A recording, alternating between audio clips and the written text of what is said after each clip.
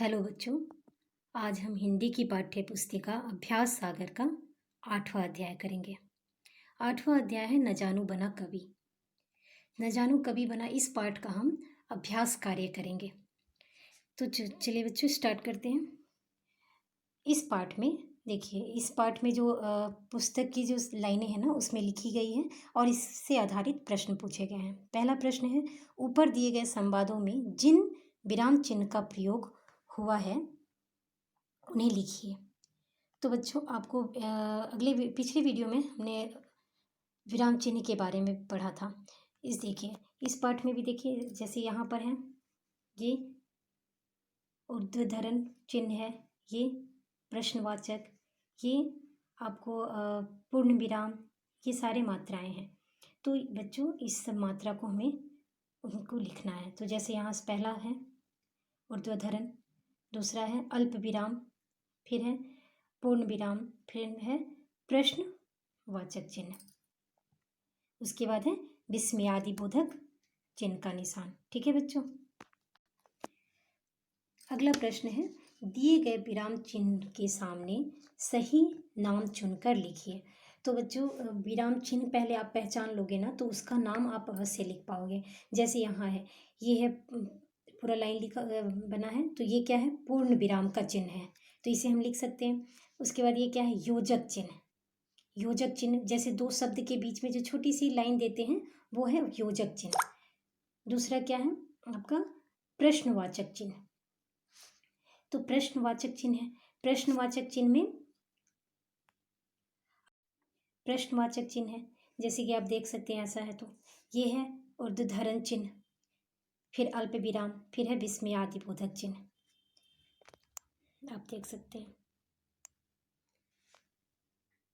ठीक है, विस्मयादिबोधक चिन्ह। फिर अगला प्रश्न है, नीचे दिए गए वाक्यों में पूर्ण विराम और प्रश्न सूचक चिन्ह का उचित प्रयोग कीजिए। जैसे आपको पहले वाक्य को पढ़ना है और पढ़ के वो किस तरह का प्रश्न है, किस में क्या मात्रा लगेगी वो लिखना है। जैसे मोहन विद्यालय जा रहा है, तो ये क्या है, एक पूर्ण वाक्य है, जो वाक्य पूरा तरह से कंप्लीट है, तो इसको हम लोग पूर्ण विराम इसमें लगाएंगे। फिर इसमें भी पूरा वाक्य है, तो इसमें भी पूर्ण विराम। ये है आप कहाँ रहते हैं, इसमें क्या है, एक प्रश्न है, तो प्रश्नवाचक चिन्ह लगाएंगे। तो अगले में है हमारा विद्यालय सुंदर है, ये इसमें भी क्या है, एक संपूर्ण पूरा रूप से लिखा हुआ वाक्य है, तो इसमें पूर्ण विराम लिखेंगे। ये खिलौने किसके हैं, इसमें प्रश्नवाचक। फिर कौन गया, ये सब शब्द जब वाक्य जब पढ़ेंगे ना आप, तो आप अच्छे से लिख सकते हैं। तो वाक्य को पहले सावधानी से पढ़ें और फिर आंसर लिखें, तो ये हुआ प्रश्नवाचक चिन्ह। अगला प्रश्न है, नीचे दिए गए वाक्यों में पूर्ण विराम, विस्मयादिबोधक चिन्ह और प्रश्न सूचक चिन्ह का प्रयोग कीजिए। जैसे मैंने बताया ना आपको, पहले आप वाक्य को अच्छी तरीके से पढ़िए। जब वाक्य आप पढ़ लोगे कि वाक्य में क्या है, प्रश्न पूछा जा रहा है या फिर एक पूर्ण मतलब वाक्य लिखा गया है, या फिर आपसे कुछ आश्चर्यचकित सवाल पूछा जा रहा है, तो उसमें विस्मयादिबोधक, इस तरह से आप प्रश्न में जो भी वाक्य लिख दिया है उन सभी को आप अच्छे से पढ़िए और तब आंसर लिख सकते हैं। जैसे देखिए, मैंने यहाँ पूरा वाक्य है तो पूर्ण विराम, फिर प्रश्न है तो प्रश्नवाचक। ये हे ईश्वर आपकी कृपा करो, ये क्या है, एक आश्चर्य मतलब विस्मयादिबोधक है। विस्मयादिबोधक में मतलब क्या, एक मतलब आपको आश्चर्यचकित चिन्ह या फिर कुछ भी हर्ष उल्लास, ये सब का जो भी प्रयोग होगा तो उसमें हम विस्मयादिबोधक लगाते हैं। फिर देखिए वाह, तो ये भी आश्चर्य वाली बात है। कितने बजे हैं, प्रश्न है। कितने फूल है, पूरा प्रश्न है, तो ये फूल।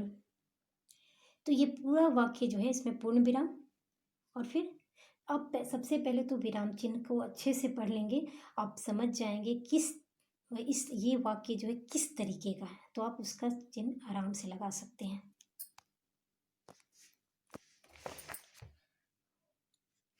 अगला प्रश्न है, नीचे दिए गए वाक्यों में पूर्ण विराम, प्रश्न सूचक चिन्ह, ऊर्ध्वधरण चिन्ह का प्रयोग, योजक चिन्ह का प्रयोग कीजिए। तो बच्चों सबसे पहले तो आपको चिन्ह का प्रयोग करना है, तो चिन्ह के लिए सबसे पहले इस चिन्ह के बाद तभी आप कर सकते हो। यहाँ मैंने सारे वाक्य में सारे लगा, जैसे देखिए अब इस प्रश्न में जैसे दादाजी ने कहा मोहन अंदर आ जाओ, ये क्या है, पूर्ण वाक्य है, और इसमें क्या है, देखिए ये जो वाक्य है इसमें क्या है, ऊर्ध्वधरण चिन्ह है लगेगा। ये ऊर्ध्वाधर चिन्ह है तो इस लगा के तब आपको पूर्ण विराम, क्योंकि दादाजी ने कहा, क्या कहा वो एक अलग शब्द है तो उसमें ऊर्ध्वाधर चिन्ह लगा। माँ ने रोहित से पूछा तुम क्या कर रहे हो, तो इसमें ऊर्ध्वाधरण, और ये प्रश्न पूछा जा रहा तो प्रश्नवाचक चिन्ह। इसी तरह इसमें इस तरह से आप सभी प्रश्नों में देख सकते हैं मैंने चिन्ह लगाया हुआ है। तो आप पहले तो वाक्य पढ़ना सीखिए, प्रश्न को पढ़ेंगे, वाक्य को समझेंगे, तभी आप उसका चिन्ह लगा सकेंगे। आप देखिए सारे वीडियो में मैंने सब में लगाया चिन्ह। ठीक है, अगला प्रश्न है, नीचे दिए गए विराम चिन्हों का प्रयोग करते हुए एक एक वाक्य बनाइए। जैसे पूर्ण विराम, तो पूर्ण विराम किसे कहते हैं, जब एक पूरा कंप्लीट होता है, एक वाक्य, एक सेंटेंस जब पूरा कंप्लीट होता है तब उसमें हम लगाते हैं। तो देखिए, मैं उसे रोज़ छोड़ने जाती हूँ। ठीक है, इस तरह से आप देख सकते हैं, मैंने तो लिखा है, आप अपनी तरीके से भी कोई भी वाक्य लिख सकते हैं। दूसरा है प्रश्नवाचक चिन्ह। प्रश्न सूचक क्या है, जिसमें आप क्वेश्चन पूछे, उसमें अपने से आप प्रश्न सूचक चिन्ह लगा सकते हो, तो प्रश्न सूचक चिन्ह इसमें देखिए। अगला है विस्मयादिबोधक चिन्ह। तो विस्मयादिबोधक भी चिन्ह आप समझोगे फिर आप बना सकते हो। जैसे शाबाश, आगे बढ़ो, वाह क्या आपने तो कमाल कर दिया, या फिर वाह आपने तो कमाल कर दिया, या फिर आप वाह क्या चित्र है। आश्चर्य वाली जो भी बात होगी उसमें आप विस्मयादिबोधक चिन्ह लगा सकते हो। ये देखिए, अगले में है अल्प विराम। देखिए, मैंने सभी में लिख दिया है, आप खुद से अलग अलग भी लाइन लिख सकते हैं। जैसे कोई भी 2-3 वर्ड, एक जैसे किसी का नाम 4-5 नाम आप एक साथ लिखते हैं तो सबके बीच छोटा सा जो कॉलम लगाते हैं वो होता है अल्प विराम, आप देख सकते हैं।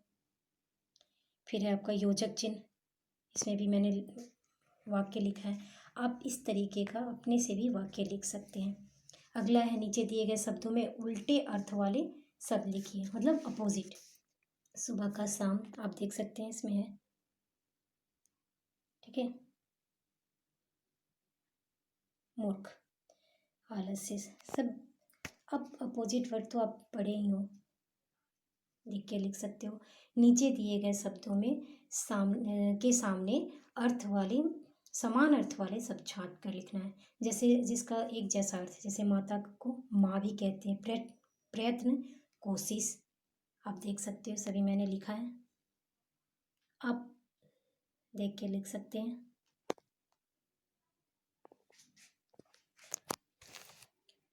अगला है, सही विशेषण छांट कर वाक्य को पूरा कीजिए। विशेषण जो शब्द की विशेषता बताते हैं। तो ये देखिए, शब्द की विशेषता मधुर, ये सब लिखा हुआ है, तो शब्द में कौन से वाक्य में कौन सा विशेषण लगेगा ये आप पढ़ पढ़ के समझ के लिख सकते हैं। मैंने यहाँ पूरा कर दिया है, आप देख सकते हैं। फिर अगला है, उचित सर्वनाम शब्द छांट कर वाक्य को पूरा कीजिए। सर्वनाम भी मैंने अपने पिछले वीडियो में बताया है, यहाँ मैंने बताया। अगला है, नीचे दिए गए शब्दों के में अनुस्वार और अनुनासिक चिन्ह लगाइए। ये देखिए, मैंने सभी में चिन्ह लगाया है।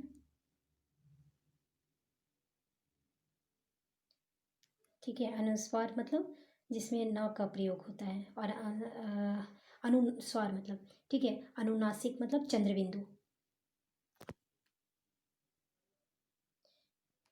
अगला प्रश्न है, विद्यालय में न जानो कभी बना शीर्षक नाटक पर मंच किया जाएगा, इसकी सूचना विद्यालय में सभी विद्यार्थियों को देनी है। इस सूचना में शामिल किए जाने वाले बिंदुओं के बारे में सोचिए और सूचना लिखिए।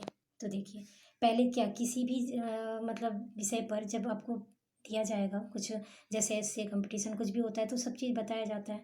उसी तरह पहले तो विद्यालय का नाम, फिर विषय, किस टॉपिक पे वो काम किया जा रहा, फिर कौन कौन से विद्यार्थी हैं, और कौन किस पार्ट में कितने, मतलब उस जैसे वो कवि जो कहानी है उसमें कितने कैरेक्टर होंगे, तो उन सब के बारे में लिखना होगा।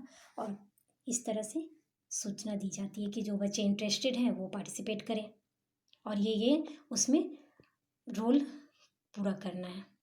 तो इस तरह बच्चों इस पाठ के सभी अभ्यास कार्य पूरे होते हैं। अगर आपको ये वीडियो अच्छा लगा तो लाइक करें, शेयर करें और सब्सक्राइब करें।